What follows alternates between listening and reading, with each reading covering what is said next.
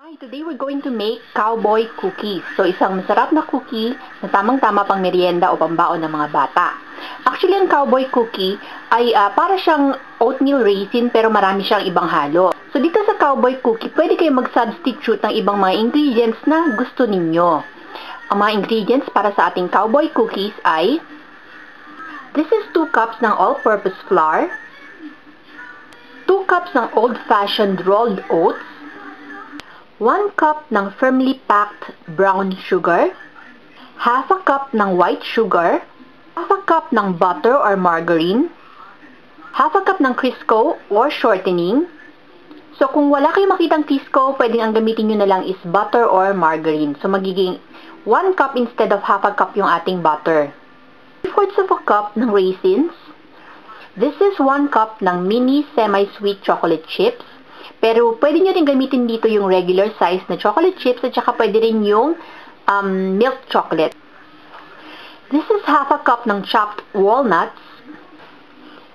We're also gonna add half a cup ng chopped macadamia nuts. Kaya nga na sinabi ko itong cowboy cookies, kung ano yung gusto nyo actually ihalo dito po pwede. So pwede rin na instead of choco chips ang ilagay ninyo, M&M's. Pwede rin naman nalagyan siya ng desiccated coconut. So, nasa inyo na kung ano yung gusto nyong halo for your cowboy cookies.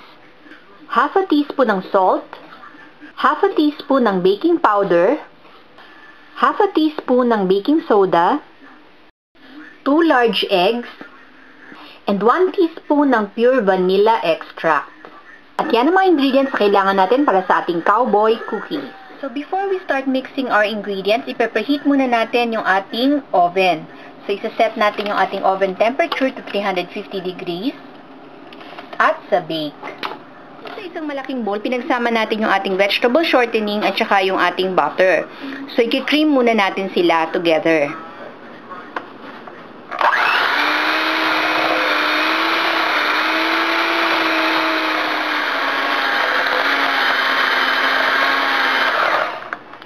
So, kapag light and fluffy na yung ating butter at saka shortening, i-add naman natin yung ating sugars. So, unti-unti ang pag-add ng sugars natin. Unahin muna natin yung ating white sugar.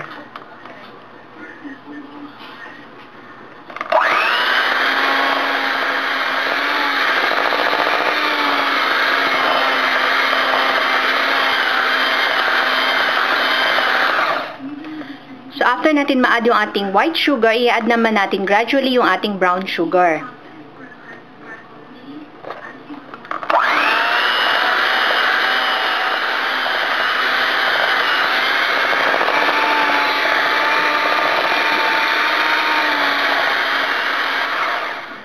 So, pag na-cream na natin together yung ating butter at saka yung sugar, i-add na natin yung ating eggs.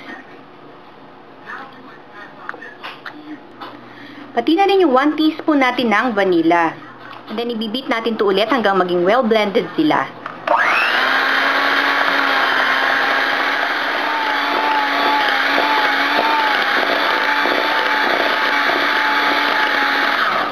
Yan na, nahalo na natin ito mabuti. I-add na natin yung iba pa nating ingredients. So, unahin natin yung ating rolled oats, yung ating walnuts, yung macadamia nuts, yung ating mini chocolate chips, pati na rin yung ating raisins.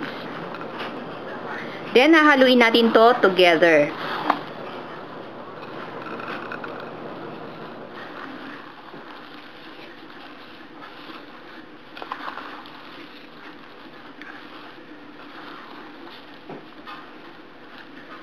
Yan. So, ito na ngayon yung ating cookie dough. So, ito na yung cookie sheet na gagamitin natin para sa pagbe-bake ng ating cowboy cookies. So, I lined it with aluminum foil and then i-sprayan natin with cooking spray. So, para ma-shape yung ating cookies, I'm going to use a cookie scooper. So, ilalagay natin yung ating cookie dough at lalagyan natin ng spaces in between.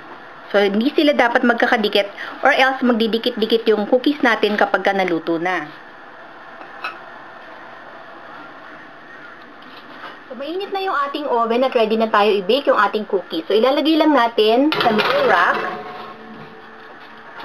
at i-bake natin to for 8 to 10 minutes or hanggang mag-brown yung sides ng ating cookies. So, balikan natin to. It's been 8 minutes at kung makikita ninyo, brown na yung sides ng ating cookies. So, it doesn't matter kung yung gitna ng cookies natin mukhang hilaw pa. Actually, magko-continue siya maluto mamaya pag inalis na natin sa oven. So, ito pwede na nating alisin sa oven now. So, habang mainit pa yung cookies, ilulusen up na natin siya from the aluminum foil. Kasi kapag lumamig ito at nasa aluminum foil pa siya or sa cookie sheet, mahirap siya tanggalin. Masisira siya. So, kapag medyo malamig na yung cookies natin, tatanggalin na natin sila dun sa ating cookie sheet at ita-transfer natin sa wire wrap. Ilalagay yung cookies natin hanggang lumamig siya.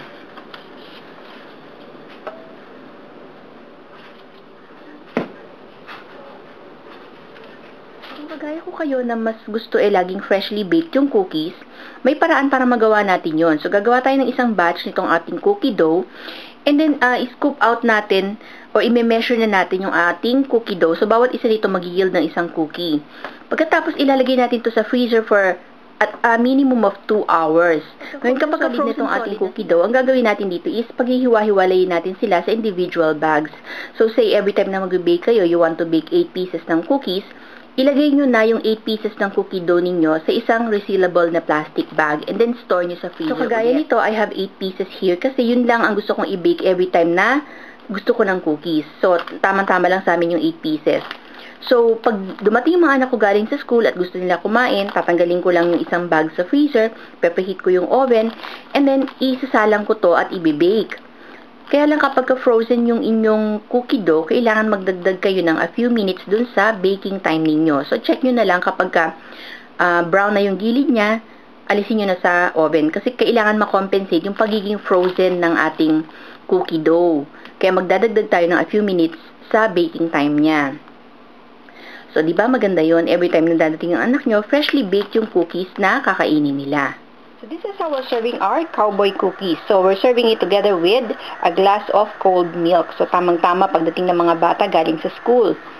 So, sana nagustuhan nyo itong ating video for today at sana i-try nyo itong ating recipe.